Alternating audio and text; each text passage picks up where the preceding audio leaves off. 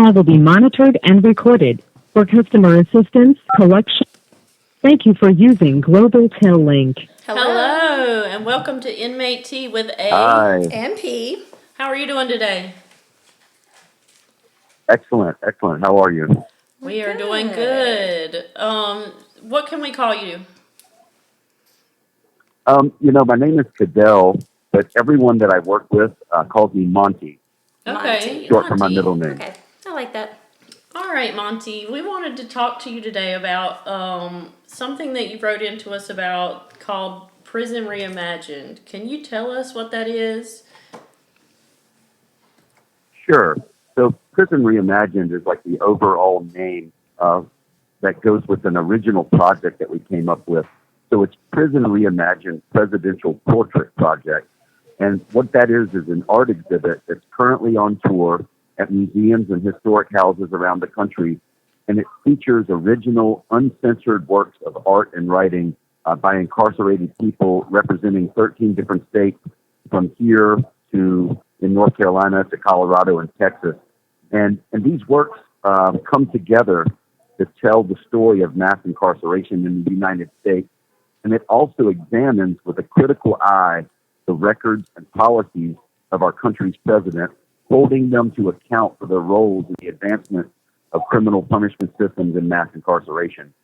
So this project, it gives voice to and amplifies incarcerated people, which is a community that is often overlooked in our country, and it urges exhibition guests and legislators to consider a radical reimagining of justice in our country. So in a nutshell, that's what it is. Okay. Who came up with this idea? Did you? Yeah, it was me originally. The origins for the idea kind of spurred back to, well, let me back. This call is from a North Carolina correctional facility.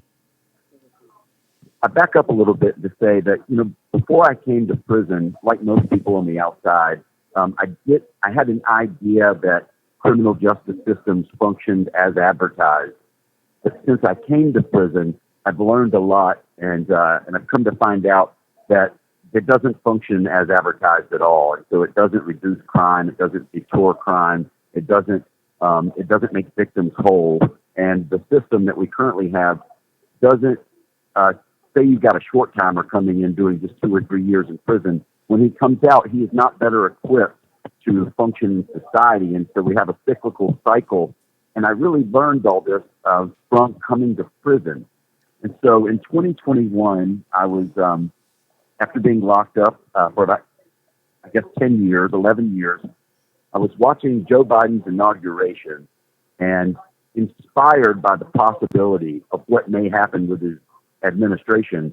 And I say inspired because he had said on his website and his campaign platform that he intended to reduce incarceration in America by 50%.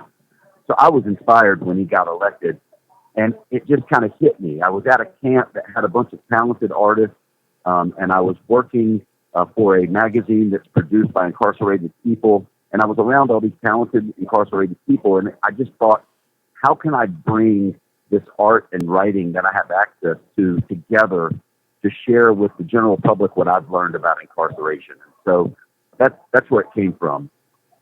Okay. The name is interesting. Does it stand for anything, or who came up with the name? Well, it was just kind of a result of what I thought we would do. I knew that Prison Reimagined in itself is just the idea that we have these prison systems and these criminal punishment systems, and that we could potentially reimagine what we do to address crime. So that was kind of where that part came from. And then the Presidential Portrait Project, I thought, again, inspired by President Biden, I thought if we drew portraits of our leaders, this could get their attention enough that maybe who wouldn't want to come see a portrait of themselves, or who wouldn't pay attention if there were portraits of presidents. So it was kind of a way to address directly our structure of leadership all the way to the top and say, hey, you guys run this country, and this is what's going on. So help us as a society, reimagine this. So that's where the different parts of it came together. And in short, we just refer to it as PRP3, but it's Prison Reimagined Presidential Portrait Project. Okay. Did you ever have any presidents reach out that seen the portraits? So that's an interesting question. And we have written and reached out to every president that is alive that is in this project, that's represented in this project. We have not personally. However, one of the artists, and he's an artist from who is incarcerated in North Carolina, he drew a portrait that is not in this exhibit, but he did draw a portrait of President Trump. His name is Lucas Rash. And Lucas, I did some time with him at Nash Correctional. He mailed that portrait to President Trump just on a whim. He said, you know what, I'll just take a shot at it. And President Trump took a photo of himself standing with the portrait and then signed the photo to Lucas and mailed that to him. So, wow. Not directly, but yeah. Yeah, that's awesome. That's and of course, and Lucas also does have a portrait of President Trump in this exhibit. Okay. Where can our viewers go to see this artwork? So right now, we are on display in a place called Workhouse Art Center. It's in Lorton, Virginia, about 25 miles south of D.C. And Workhouse Art Center is a former federal prison that was built right around the turn of the prior century, just after 1900.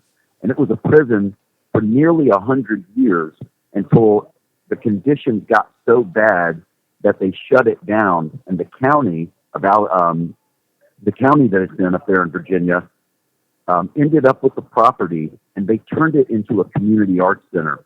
And one thing that's fantastic, so we're on display there until March 12th, and then we moved to Holyoke, Massachusetts, to a place called Wisteria Hearst. Wisteria, like the vine, Hearst. We moved there in mid-April, and we will be there until the end of July. But right now, if you can catch us in the next week, we'll be at Workhouse Arts Center until the 12th. All right. That sounds good. Thank you. Okay, moving into bill that you mentioned, the second look sentencing. Could you explain that bill to us and where it's at right now and what it entails? Sure. So, legislation in this country and in this state operates the same way. And usually when you're looking for something that's going to make a radical change, it happens through trends. And so this trend, and what we're talking about, is second look resentencing. This trend started with a U.S. senator out of New Jersey, Cory Booker. This call is from a North Carolina correctional facility. In 2018, Cory Booker introduced what is called, this is in the federal Congress, he introduced something called the first Second Look Act. And what it does is it would create a path for guys that have done 10 or 15 years in prison, but kind of kept their record straight and utilized their time to make something of themselves. Mm-hmm. But let's say you've got 50 years, but you've done 15. It creates a path for guys that have done their 15 or 10 years right to petition the sentencing court for a resentencing. So the one that was introduced at the federal level has not gone anywhere, and he's reintroduced it in every subsequent session of U.S. Congress.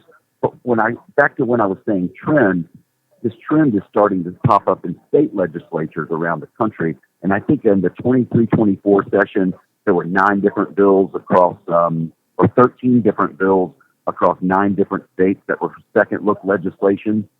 And so in 2023, I drafted a bill for North Carolina that's based on Cory Booker's federal bill, except it's the North Carolina version.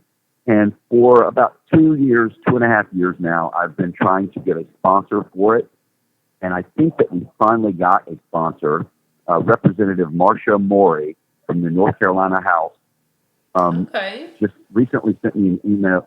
She recently sent me an email saying that she had prepared a version. She had contemplated the bill thoroughly after a series of phone meetings we had. And I believe it will be introduced this week. But one thing about bills is just something being filed and introduced is just the first step of many to actually get something passed. So that's where all your listeners potentially come in, because civic engagement is important in these matters, because if we want to see legislation passed and laws changed, especially when it comes to long and ridiculous prison sentences in our state, then people need to take an active role. And the best way you can do that is by calling your state senators and your state House reps and tell them, hey, we want to see a Second Look Act. We want to see the North Carolina Second Look Act pushed through your legislative body and passed and signed into law.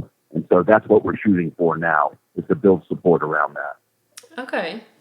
Thank you for explaining that, because I definitely wanted to know what we could do, what our viewers could do to help. So thank you for explaining that in depth to us. And I know there's a lot of questions that surround that bill and what's going to happen. And I appreciate you coming on to explain that to us.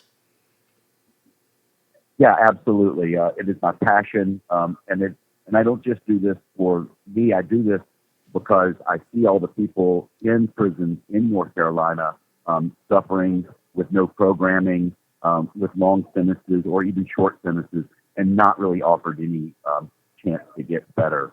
So it's of the ultimate importance that we get this message out to the general public so that they can know that things do not function as advertised. Yeah, definitely. That is important. Well, we thank you so much for coming on and speaking with us today.